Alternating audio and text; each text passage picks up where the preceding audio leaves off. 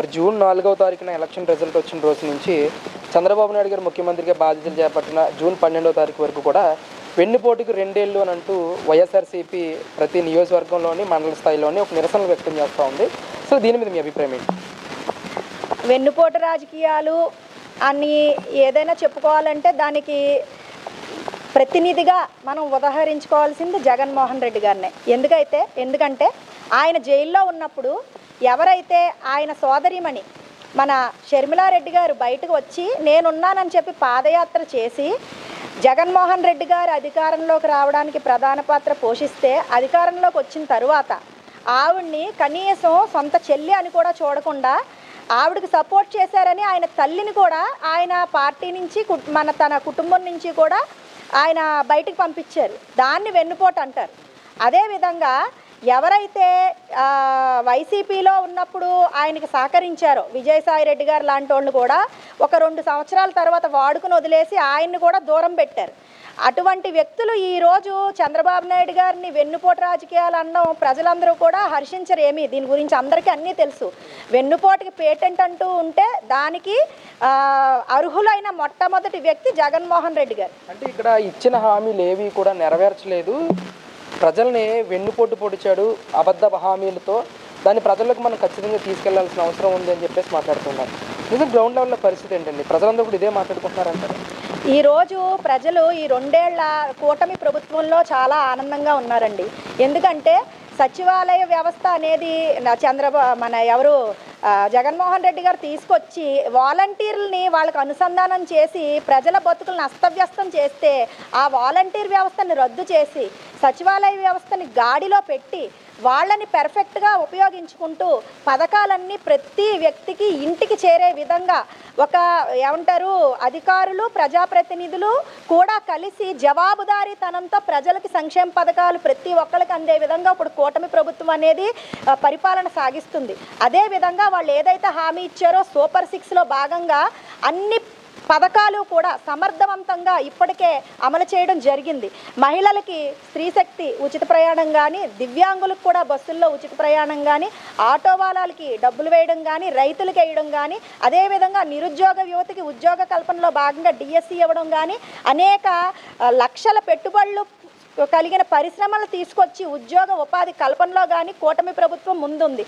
అదేవిధంగా కేంద్ర ప్రభుత్వ సహకారంతో అమరావతిని విపరీతమైన స్పీడ్ ఆఫ్ డూయింగ్ బిజినెస్ అని ఏదైతే పరిశ్రమలు తీసుకొస్తున్నారో అదేవిధంగా నగరాలన్నీ అభివృద్ధిలో భాగంగా వైజాగ్ అయితేనేమి, అమరావతి అయితేమి, విజయవాడ అయితేమి అన్నీ కూడా బాగా రోడ్లు, డ్రైన్లు, మౌలిక సదుపాయాలతో సహా ప్రతిదీ కూడా స్పీడ్గా దూసుకుపోతున్న ఈ తరుణంలో ప్రజల్ని మభ్యపెట్టడానికి ఈ వెన్నుపోటులో 2 ఏళ్ళన్నీ వాళ్ళు ఏదో పెట్టుకుని వాళ్ళు ఏదో ముందుకు వస్తున్నారు. కానీ ఎవరు ముందుకు వచ్చినా జనాలు వాళ్ళని స్వాగతించట్లేదు. అసలు వాళ్ళు ఎవరు ప్రజల ముందుకు రావట్లేదు. మీడియాలో పోస్టర్ పెట్టి వాళ్ళు ఆఫీసులకే పరిమితం అయిపోతున్నారు. అంటే ఇక్కడ ప్రజలు ఆల్రెడీ డిసైడ్ అయిపోయారు.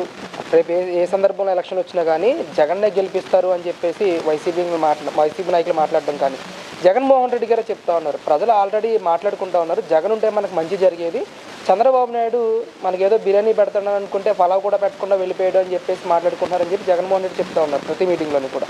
దీని ఎలా చూస్తారు? వాళ్ళు జనాల్లోకి వచ్చి మాట్లాడాలండి. ఆఫీసులో కూర్చుని ప్రెస్ మీట్ పెట్టి మాట్లాడడం కాదు. ఇదే జగన్మోహన్ రెడ్డి గారు గత 5 ఏళ్ల ప్రభుత్వంలో ఒక్కసారి కూడా ప్రెస్ మీట్ అనేది పెట్టడం జరగలేదు ఓపెన్గా వచ్చి. ఇప్పుడు ఏంటి, ఎప్పుడు ఏదన్నా ఇబ్బంది ఉంటే ప్రజల మధ్యలోకి రావడానికి భయపడిపోయి ప్రెస్ మీట్లకే పరిమితం అయిపోతున్నారు.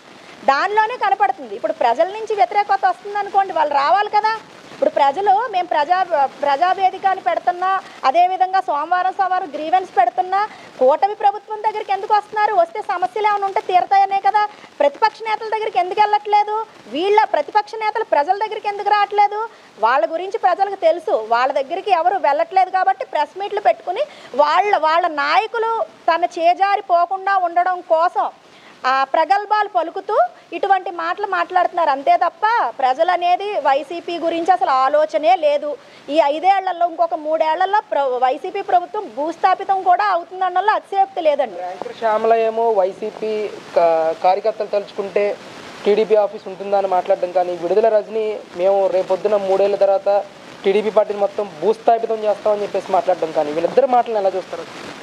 ఇవన్నీ కూడా స్టేట్మెంట్ల వరకే పరిమితం అండి. వాళ్ళు ప్రచారం కోసం మేము ఉన్నాము, మమ్మల్ని మర్చిపోకూడదు, మేము కూడా ఉన్నామని అప్పుడప్పుడు వచ్చి అంబటి రాంబాబు గారు ఎలాగైతే వచ్చి ప్రజలతో వ్యతిరేకత ఎదుర్కొని లోపలికి వెళ్ళారో అదేవిధంగా ఒక 3-4 యాక్టర్స్ ఉండిపోయారండి. ఇంకాని మేము ఉన్నాం, మేము మాట్లాడతాం, మేమేదో చెప్పేస్తే ప్రజలు వినేస్తారని చెప్పేసి వచ్చేసి ఒక టీవీ షోలు చేసినట్టుగా వచ్చి ఒక యాడ్ వదిలినట్టుగా వచ్చి వెళ్ళిపోతున్నారు అంతే.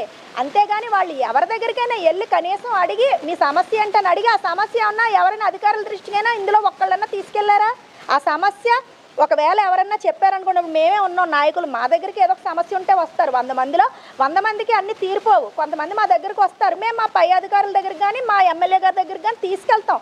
సమస్యని ముందు మనం అటెండ్ అవ్వాలి కదా. వీళ్ళు సమస్యలు ఎక్కడ అటెండ్ అవుతున్నారు? ఎవరైనా ఏదైనా ఇబ్బంది ఉందని చెప్పినా 3 ఏళ్ళ తర్వాత మేము వస్తాం, 3 ఏళ్ళ దాకా ఆగండి అంటున్నారు. అసలు వాళ్ళు అంటే వాళ్ళకి ధైర్యం లేదు, ప్రజల్లోకి వచ్చి ఫేస్ చేసి ధైర్యం లేక సో ఓన్లీ ప్రకటనలకే వాళ్ళు పరిమితం అయిపోతున్నారు.